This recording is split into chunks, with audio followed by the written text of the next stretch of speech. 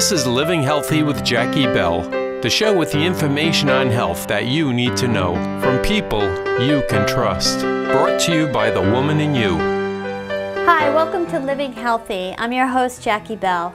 Today our topic is understanding complementary therapies, and we'll talk about various alternative therapies and their benefits. Joining us today is Sally Hamer of my private practice, Holistic Center in West Wareham, Mass. Welcome, Sally. Thank you for coming and joining us. And thank you for inviting me. Sally is a retired 20-year critical care nurse, a Reiki master and a teacher, a licensed massage therapist, and a Cymatron sound facilitator, a Spectra Hue light practitioner, and a clinical hypnotherapist. She's also a certified angel healing practitioner and an independent health technician of Medi Consult.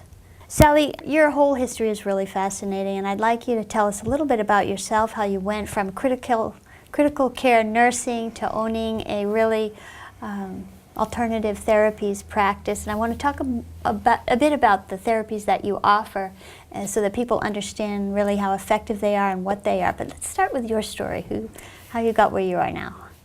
It's a long story, but I'll brief it up. When I got out of high school, I didn't take advantage of the college education that was offered to me at that time. I dropped out of 2 years, and then I went in the airlines for 7. And then I just had a waitress job. I worked in a grocery store, and my husband said, "You really need to go back to school, because if something happens to me, what are you going to do? You can't be a waitress all your life."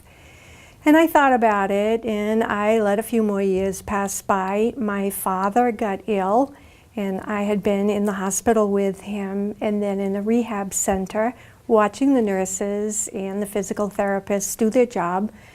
And I thought I could do this because I had 2 aunts and 3 cousins that were also nurses.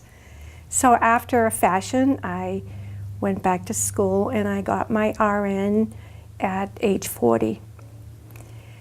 I started full-time. I started on the 11 to 7 shift, and I was still going to school. I wanted that next degree. Now that I was bitten by that education thing, I wanted it all. So I did a year on the medical floor, and then a year on the surgical floor. And one night someone called in sick and I got floated to maternity. So I had all these other new skills that I had to learn. I was on that department about a year. And during that time in the newborn nursery, I had received a newborn, and it was in the isolette. The respirations were a little bit too high for my comfort. They were on the high side of norm, and I was taking frequent respirations, and I was concerned. Being new, I was more concerned. The baby was safe, but I was concerned. The charge nurse came in and said, "How you doing?" And I said, "I'm concerned about this." She said, "Watch." She put her hands in the isolette, just slightly above the baby, and just held them there. And I watched the respiration slowly come down to norm. And I was so fascinated. I said, "How did you do that? What did you do?" And she said, "It's energy therapy, and what I was doing was Reiki." I said, I've got to learn this." And even now I get excited because that many years ago, I still see the whole scene. I see the baby, I see those respirations coming down, and it just excites me. I had never heard of energy therapy. I had no idea. And it's like I'd been bitten. A couple weeks later, I got pulled to the critical care unit because someone called in sick. It seemed like I was the #1 float person for the entire hospital. And time went by. I got so involved with learning all the new skills about critical care, all the procedures, and even though that energy medicine was way in the back of my mind, it was way back there. And more time went by. I still was going to school. I was working full time, doing all the jobs that a mother and a wife and family person has to do to keep the household running. And I slipped on the ice and fell, and I fractured L5. Well, my life came to a screeching halt for a short period of time, and I decided to drop out of school. I had already proven myself. I had gotten my RN, and I needed to spend time doing other things with my family that I was neglecting. Time went on. After I healed, I went back to work, got right back on that treadmill, was doing more and more and more, working. I was so engrossed in my job. And then my whole world came to a screeching halt. I was diagnosed with breast cancer. So I had to reevaluate everything. My mother was diagnosed at 47 and she died at 48. I was 47. And I knew, well, I really had to evaluate, reevaluate, and whatever, just to be who I needed to be this lifetime. I went back to work, full time again, didn't learn the lesson, being knocked down by the universe twice already. And then one of my nurse friends got right in my face and said, when are you going to learn the lesson? You need to slow down, get rid of the full-time job. You don't need that much money. You can survive on 24 hours. I listened. And now I had time to go find more about that alternative energy medicine, so-called Reiki. So I searched out a place. Another nurse who was going to a massage school brought me to her school and said, they teach Reiki here. I went. I loved the place. The energy was awesome. And I could not fit the Reiki classes to my work schedule. So she said, well, why don't you take a massage class? And I thought, well, I could do that. With my knowledge of the physical body, I had a little advantage. And then I thought, oh no, I can't do this. I can't take my clothes off. I can't let anybody see my scarred up, disfigured body. Because even though I went through the cancer, I went through it as a nurse, not as a patient.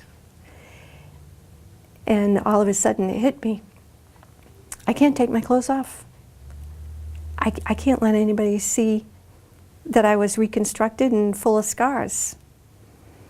And then all my lessons began with more things at school, learning the massage, having people manipulate the scars and the muscles, and getting beyond the physical pain to the emotional pain is when I started to heal.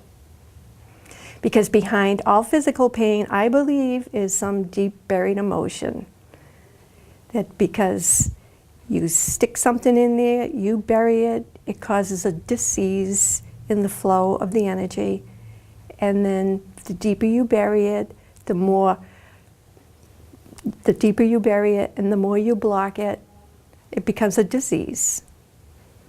So pretty soon, with all the work that I was doing, taking other classes at this school, meditating, taking breath work, releasing all those things that were buried deep within me, I had more range of motion. My physical pain was leaving me. My scar tissues were smoothing out, and it didn't matter who saw my body. I mean, we were draped and only certain parts were out, but it was my body image that I had lost, part of my identity. And I was learning that it didn't matter because I was who I am within. So through all that, you've learned quite a few different types of healing modalities. Absolutely. And you've employed most of them still in your practice today. Yes. So let's talk a little bit about massage, the different types of massage that you use, and why massage is so good for your body. Well, the benefits, it doesn't matter which kind of massage you do, but the benefits outweigh anything, especially I can't take my clothes off. It relaxes the body. It reduces anxiety. It increases circulation. It helps with lymphatics. It decreases blood pressure. Slows the heart rate. Helps with your overall feeling of who you are. And it feels good. It enhances health and increases wellness. So there's different types of massage that you practice. Once you tell us you do a myofascial release, and that's different from the Kriya massage and the hot stone massage. When I started, my basic massage was Kriya, which means ongoing flow. Once I put my hands on you, they do not come off until I take them off to roll you over. That's different, and I've had massages where they've worked an arm and then they've worked the shoulder, and when I do it, it's one continuous motion, so you know your body is connected. I do some relaxation massages, which is just a basic massage, because some people only want that. But most of my massages, whatever area I hit, if there is a restriction or a problem in one area, I might switch modalities. Because after my basic massage training, that's when I went on and I learned all the other modalities, like the myofascial release. And what is that? That's like with the scar tissue, you can just hold. You hold an area for X amount of time, very lightly. You can actually feel it release. Working in a garden, if you go to pull a weed, if you really pull, that weed's not going to budge. If you take it and just very gently pull it, it will release. And that's the best way I can describe how it feels when you have a restricted area release. And so why is massaging the scars and doing the myofascial release around the scar so important? On myofascial release, you can have like a pull in a sweater, and it pulls all the surrounding area.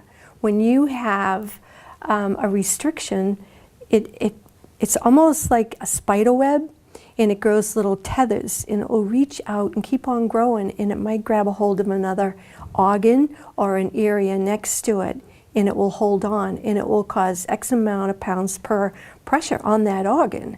And if you had an X-ray or an MRI, you wouldn't see that. Right. But you can almost feel the little tether. And by just gently holding that area, you can make it release. It's a weird feeling for me as well as for the client. I had one lady say, I was holding something in her abdomen, and she had had surgery there a few years ago. She said, I feel that in my knee. And because that's where it had gone. Oh. And she said, I feel it releasing. So you talked a little bit about the techniques of massage. What else do you offer in your clinic as far as body work? Any other kind? Because I want to get onto the sound therapy and all of that. All body work. I do, as you asked me earlier about the hot stone massage. Yeah. Some of my clients didn't like that because I actually have to let go to get another hot stone. So there is a break in the energy, because once I enter your energy field, that's why I stay within it. Because first of all, a massage is a contract between the two people. You have to allow me into your energy field. And then when I hold, you have to let go. And when I say breathe, I mean breathe. Well, let's talk about the sound therapy. You're a member of the New England Sound Healing Research Institute. I want you to tell us about how sound therapy is used in medicine, and the Cymatron sound table, the crystal singing balls, and so forth. Sound, well, just the voice. Well, that was one of the first things, the voice. Sound is used in every culture, every tribe, whether they use drums, rattles, flutes,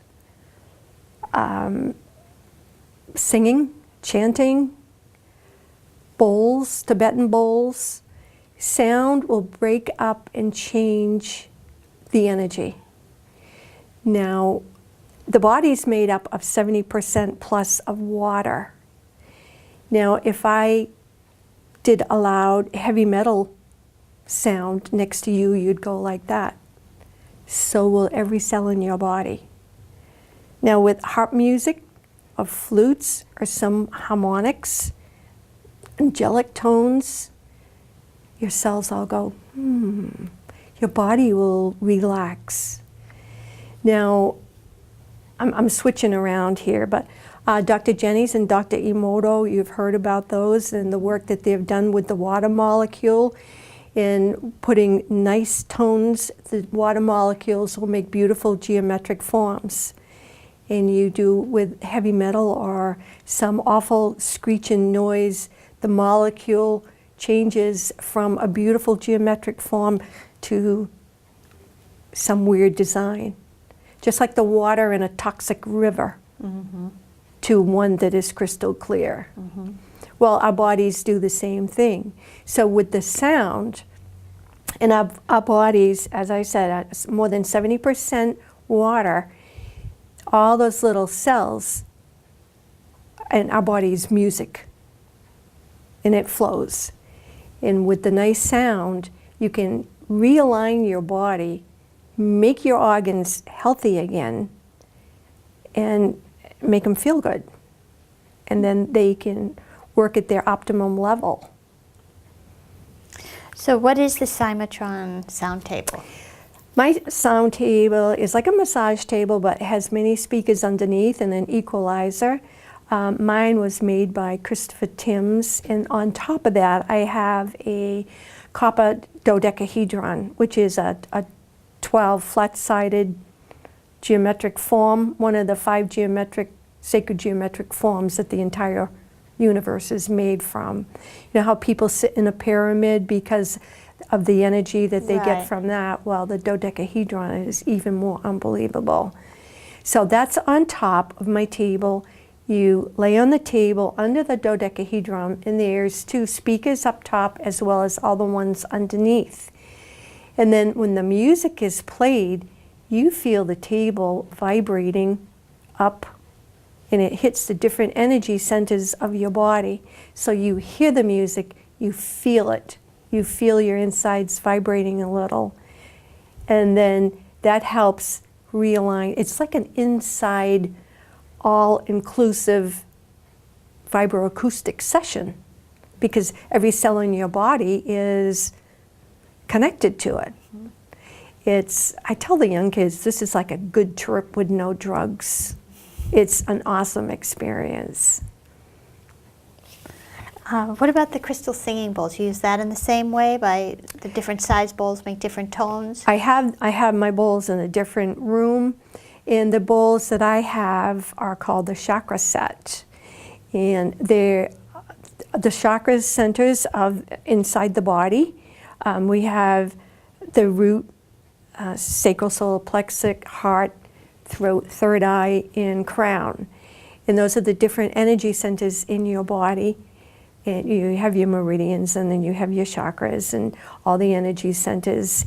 In my singing bowls, I have one that is pretty close to the average person's energy centers.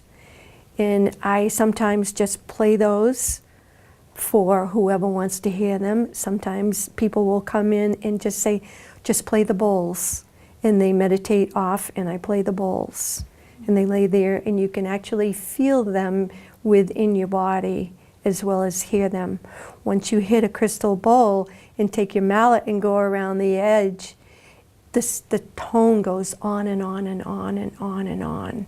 And then when I do all of them together, it's an awesome experience. I had one lady, I didn't mean to interrupt you, but I had one lady that came in one day with a friend just to get a gift certificate, and she wanted a tour. So I played the heart bowl because she wanted to know what they were. And I don't know, I looked at her and I thought she needs the heart bowl, and I played that, and she started to cry. Because she said she was very sad, and that hit her right in the heart. So. And that helps to release the emotions that you were talking about. Yeah. The tuning fork, do you use that very much? Tuning fork therapy? I don't do a whole session on it, but sometimes I'll just take a couple of them and click them on my knees and go around. And that also breaks up the energy too. Now, it's your experience with one of your clients that led you to write this book. Yes. And it's Poems, Points to Ponder. And if you'd like to tell us one quick story, we really just have about a minute or two left, but if you'd like to either tell us a story or maybe read something out of here, that would be great. Well, I worked with a friend who had cancer, and I sat on his bedside, and we talked about death and dying, and he said that he didn't really want to leave, but he was tired and had enough. And I said, would you let me know when you crossed over?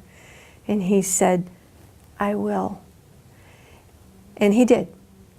His daughter called me one evening and said that he had died, and I went outside and I stood on the deck in the dark that night with the bitter cold wind on my face.